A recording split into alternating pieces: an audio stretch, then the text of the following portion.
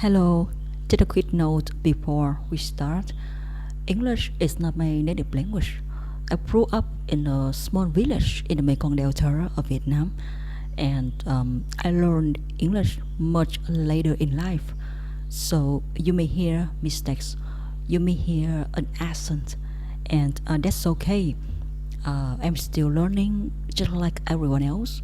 This space isn't about being perfect, it's about being curious, being honest, and being human.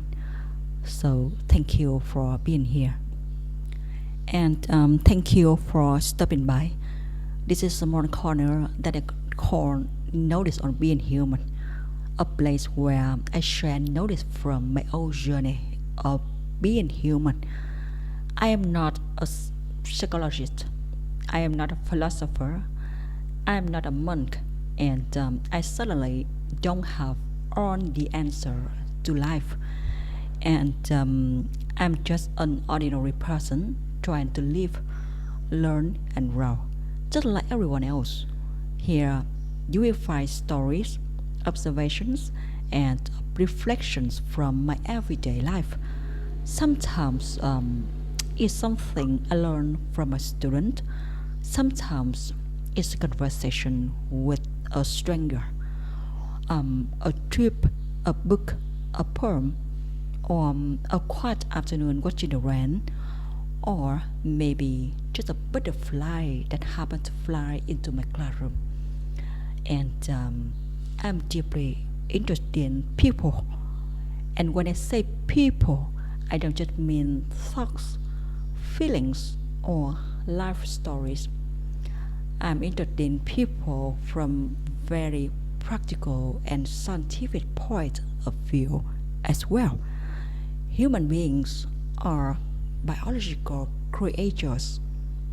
We have brains, nervous systems, hormones, and chemical messengers that influence how we think, feel, and behave every day. I find it fascinating that the way we love, connect, worry, suffer, or seek happiness is shaped not only by our life experiences but also by our biology. Men and women share many similarities, but there are also biological differences that can influence emotion, behavior, and even the way we see the world. Understanding this has helped me become more compassionate and a little less judgmental. And beyond biology, I'm also curious about personality, psychology, relationships, and how people grow through loss, challenges, mistakes, and life lessons. In simple terms, I'm interested in the whole human experience, from biology to psychology, from emotions to awareness, from everyday joys to deeper questions about the meaning of life. So, maybe that's why I've always been drawn to one simple question: what makes us human? What makes us human? I'm also interested in the places where everyday life, modern psychology, philosophy, and the wisdom I've learned from Buddhism meet. But this is not about religious channel. This is not a religious channel, and it's not a place where debates about who is right or wrong.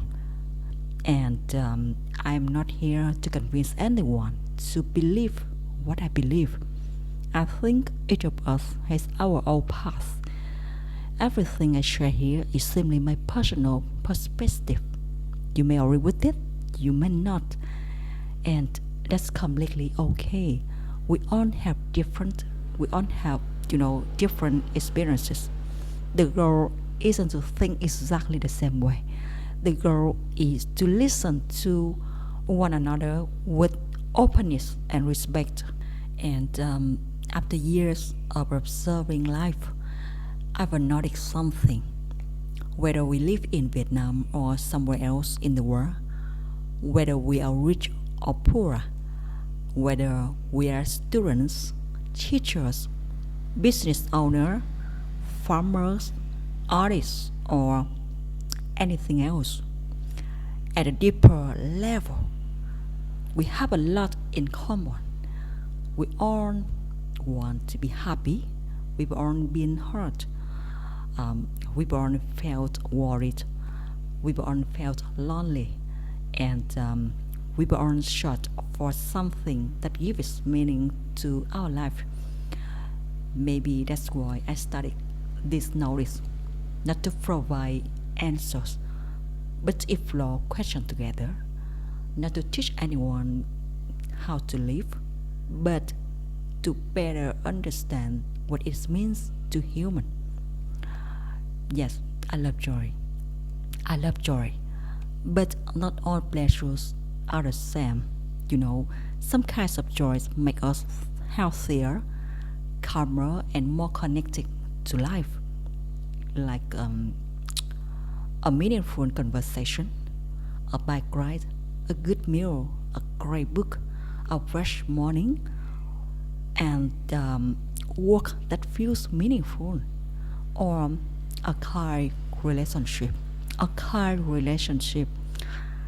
These things often leave us feeling fuller and more at peace. But there are also pleasures that last only for a moment. They give us a strong rush, but quickly fade away. Then we want more and more and faster and stronger. And sometimes what we are really chasing is no longer joy, but dependence. I'm not saying this to just anyone. I'm not. Because all of us carry out our own wounds, and all of us have a choice in one way or another to soothe our pain. But perhaps part of growing up is learning to recognize what truly nourishes us in the long run, and what quality gives us temporary relief. And that's one of the things I would like to explore with you here. If this story brings you a little peace, a new perspective, a thoughtful question, or simply a pleasant moment in a busy day, then I'm glad. And if you think they may be helpful to someone you care about, feel free to share them. You never know when a small story may become exactly what someone needs to hear. And if this way isn't for you, that's perfectly okay too. We all have different needs, interests, and paths.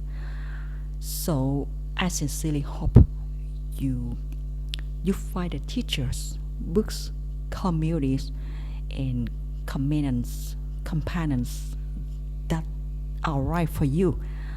Whether life take you, I wish a life that feel rich, balanced, and meaningful in your own way.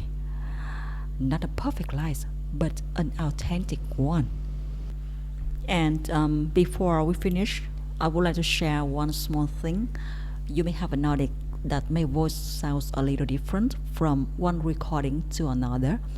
Some days it sounds clearer, some days it sounds a bit congested. I'm not going to apologize for that. A few of these recordings were made while I was recovering from a cold after getting caught in the rain one evening. It wasn't part of the plan, of course, but life rarely follows our plans exactly. And I decided to keep those recordings, not because they were perfect, but because they were real. The older I get, the more I realize that being human is not about showing up only when everything is polished, organized, and at its best. Some days we feel strong, clear, and full of energy. Other days we feel tired, distracted, unwell, or simply not quite ourselves. And yet, all of those versions belong to us. And I think there is something beautiful about allowing those traces, the traces of life to remain. Not everything needs to be edited out. Not everything needs to be fixed.